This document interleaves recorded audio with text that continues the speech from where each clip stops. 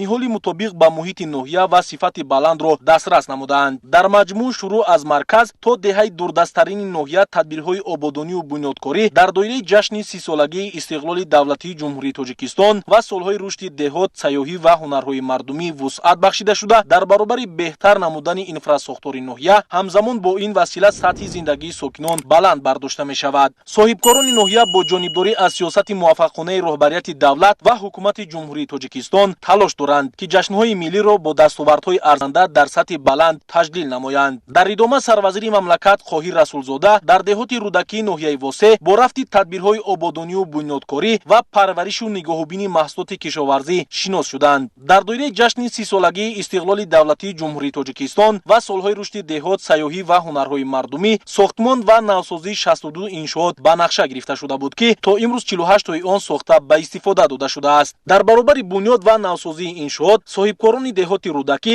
ҳамзамон тадбирҳои сабзу хуррамгардонӣ ва шинонидани гулу бута ва ниҳолони сояафкану ороиширо бо суръат идома дода истодаанд. Ҳамзамон дар деҳоти рӯдакӣ ба таъсиси гармхонаҳо ва парвариши маҳсулоти ниёзи аввал мароғ зоҳир карда шудааст. Имрӯзҳо дар гармхонаҳои муосири таъсис дода шуда помидор, бодиринг, хулфинай, ниҳолҳои ситрусӣ ва дигар зироат кишт карда шудааст. Истифодаи муосиртарин роҳу усулҳои парвариш, заҳматҳои шабонарӯзӣ ва ҷалби мутахассисони соҳа ба нашъунамои хуби ниҳолон замина гузоштааст. натиҷа ҳамин аст, ки имрӯзҳо ҳосил дар гармхонаҳо фаровон буда, ҳамарӯза аҳли заҳмат самараи дастранҷи худро дар бозору марказҳои савдо ба фурӯш мебароранд. имрӯзҳо хоҷагидорони деҳоти рӯдакӣ дастуру супоришҳои роҳбарияти давлат ва ҳукумати ҷумҳурии Тоҷикистонро сармашқи кори худ карда, заминҳои дар тобеияти хоҷагии худбударо мақсаднок истифода мебаранд. иттилоъ дода шуд, ки ташкили гармхонаҳо ва сари вақт ба фурӯш баровардани маҳсулоти кишоварзӣ болоравии арзиши маҳсулотро дар бозору марказҳои савдо гирифтааст. бо дарки самараи нек доштани истифодаи мақсадноки замин, имрӯзҳо сокинон ба таъсиси гармхона ва рушд бахшидани соҳаи кишоварзӣ бештар мароғ зоҳир кардаанд. зикр карда шуд, ки хоҷагидорон дар баробари таъмини талаботи сокинони ноҳия самараи дастранҷи худро дар дигар шаҳру ноҳияҳои мамлакат низ ба фурӯш мебароранд.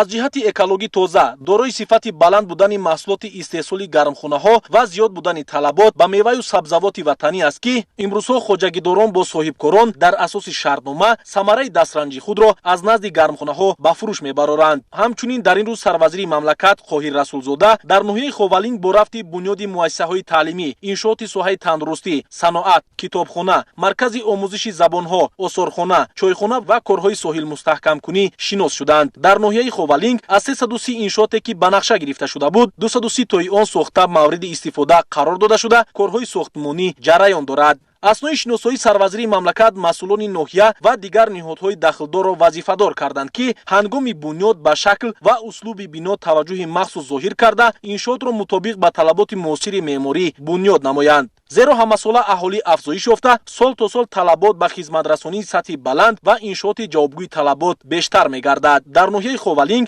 соҳаи саноат низ тақвият бахшида шуда, имрӯзҳо маҳсулоти истеҳсол намуда дар бозору марказҳои савдои ноҳия ва дар дигар минтақаҳои мамлакат низ рақобатпазир гаштааст. бо мақсади афзоиш додани самтҳои истеҳсолӣ ва таъмини сокинон бо ҷойи кор, имрӯзҳо бунёди иншооти соҳа бо маром ҷараён дорад. бо фаро расидани мавсими боришот, ҳамасола сатҳи оби дарёи оби Мазор ва дарёчаи сари Осиёб баланд гашта, хавфи обхезиро ба миён меорад. дарёи оби Мазор аз ҳудуди 4 деҳот гузашта, зиёда аз 34 километрро дар бар мегирад. дар мавсими ҷорӣ низ чанд мавзеъ дар ҳолати хатарнок аст. дар сурати наандешидани чораҳои саривақтӣ, имкони ба миён омадани сел ва паёмади манфӣ доштан аз эҳтимол дур нест. бо ин мақсад масъулон барои вусъат бахшидани корҳо дар ин самт вазифадор карда шуданд. 7 май сарвазири ҷумҳурии Тоҷикистон Қоҳир Расулзода дар ноҳияи Балҷувон майдони бозии кӯдакон ва боғи фарҳангиро ба истифода супориданд. корҳои сохтмониро дар иншооти фарҳангӣ фароғатӣ мутахассисони ҷамъияти дорои масъулияти маҳдуди мегатехника иншоот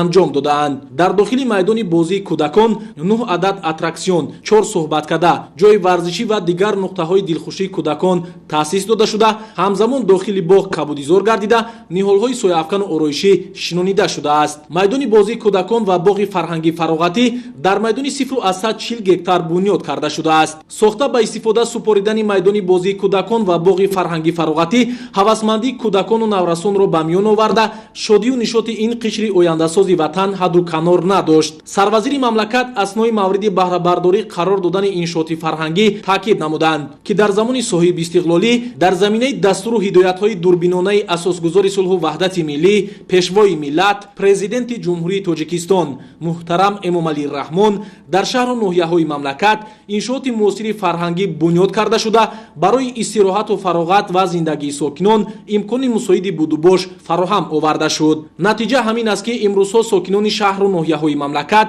аз зиндагии сатҳи баланд бархурдор буда бо шукргузорӣ аз фазои орому осудаи тоҷикистони соҳибистиқлол кору фаъолият ва зиндагӣ менамоянд. ҳамчунин сарвазири мамлакат дар ноҳияи балҷувон бо рафти бунёди терминали мусофиркашонӣ, бинои маъмурии мақомоти иҷроияи ҳокимияти давлатии ноҳия, бинои маъмурии шуъбаи бонки давлатии амонатгузории тоҷикистон амонатбонк рақами 75, корхонаи коркарди гиёҳҳои шифобахш, тарабхонаи саёд, бинои маъмурии бахши ҳифзи муҳити зисти ноҳия, бинои матбаа, майдони парчам ва нишони давлатӣ, осорхонаи мардумии ноҳия ва варзишгоҳ шинос шуданд. тибқи нақшачорабиниҳо то ҷашни 30-солагии истиқлоли давлатии ҷумҳурии тоҷикистон бунёду таъмири 375 иншоот аз ҷумла 35 муассисаи таълимӣ, 8 кӯдакистон, 23 майдончаи варзишӣ, 3 толори варзишӣ, 2 беморхона, 20 бунгоҳи тиббӣ, 2 маркази тиббӣ, 2 дорухона, 13 меҳмонхона, 18 сартарошхона, кошонаи ҳусн, 15 ҳамом, корхонаи коркарди шир, 6 сехи дузандагӣ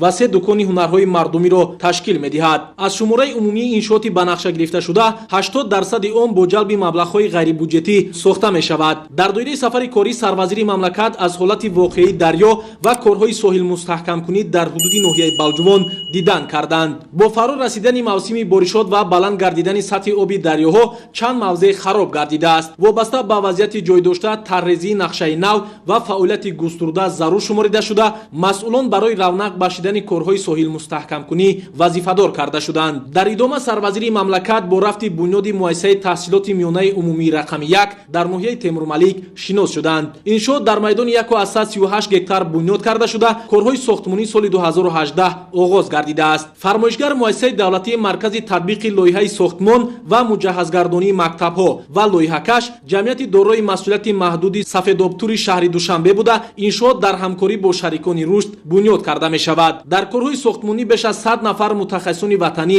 ҷалб карда шудаанд. бо назардошти синфхонаҳои фанӣ иншоот барои дар ду баст ба таҳсил фаро гирифтани 1240 нафар пешбинӣ шудааст. мувофиқи лоиҳа дар муассисаи таълимии сохтмони 6 синфхонаи фанӣ, маҷлисгоҳ бо 150 ҷойи нишаст, толори варзишӣ бо 100 ҷойи нишаст, майдончаи варзишию ҳарбӣ, ошхона ва дигар утоқҳои лозима бунёд карда шуда ҳамзамон муосиртарин технологияҳои соҳавӣ дастрас карда мешавад. иттилоъ дода шуд ки дар иншоот аслан масолиҳи сохтмонӣ истифода бурда мешавад. имрӯзҳо дар маркази ноҳияи темурмалик сохтмон ва навсозии рамзҳои давлатӣ, парчам ва нишон, гулгашт, боғи фарҳангӣ фароғатӣ, бинои маркази таъминоти бехатарии озуқаворӣ, майдончаи варзишӣ ва бунгоҳи тиббӣ ҷараён дорад. таъкид гардид ки иншооти ба нақша гирифташуда то ҷашни 30-солагии истиқлоли давлатии ҷумҳурии тоҷикистон сохта ба истифода дода мешавад. аснои шиносоии сарвазири мамлакат таъкид намуданд ки ҳангоми сохтмони иншоот ба сифати корҳои сохтмонӣ таваҷҷӯҳи махсус зоҳир карда муҳити атроф низ ободу зебо гардонида шавад. сипас сарвазири мамлакат дар деҳоти Саидмумин Раҳимов муассисаи таҳсилоти миёнаи умумии рақами 4-ро мавриди баҳрабардорӣ қарор доданд. иншоот дар доираи дастгириҳои ҳукумати ҷумҳурии тоҷикистон ва барномаи давлатии рушди муассисаҳои соҳаи маориф барои солҳои 2017-2021 аз ҷониби муассисаи давлатии маркази татбиқи лоиҳаи сохтмон ва муҷаҳҳазгардонии мактабҳо дар ҳамкорӣ бо шарикони рушд бунёд карда шуд. иншоот дуошёна буда барои дар ду баст ба таҳсил фаро гирифтани 528 нафар хонанда пешбинӣ шудааст. иншоот аз 10 синфхона аз ҷумла синфхонаҳои муҷаҳҳази фанӣ, лабораторияҳои фанҳои физика ва химия, синфхонаи омодагии ибтидоии ҳарбӣ, синфхонаҳои технологияҳои иттилоотӣ коммуникатсионӣ, китобхона, толори варзишӣ, маҷлисгоҳ, ошхона, утоқи омӯзгорон, майдончаи баскетбол, футбол, волейбол ва дигар ҳуҷраҳои ёрирасон иборат буда атрофи бино сафолакпӯш гардида гулу бута ва ниҳолҳои сояафкану ороишӣ шинонида шудааст. ҳамзамон бо мақсади фароҳам овардани имкони мусоид барои омӯзиши касбу ҳунар ба хонандагон дар доираи солҳои рушди деҳот, сайёҳӣ ва ҳунарҳои мардумӣ дар муассисаи синфхона барои омӯзиши касбу ҳунар барои писарон ва барои духтарон низ ҳуҷраи махсус ҷиҳати омӯзиши ҳунарҳои мардумӣ ва омода кардани хӯрокҳои миллӣ таъсис дода шудааст. Аснои ба истифода супоридани муассисаи нави таълимӣ сарвазири мамлакат Қоҳир Расулзода ба сифати корҳои анҷомёфта баҳои баланд дода аз омӯзгорон талаб карда шуд, ки ҷавононро дар рӯҳияи худшиносию худогоҳӣ тарбия намуда мутахассисони варзида ва ҷавонони донандаи илмҳои муосирро омода созанд.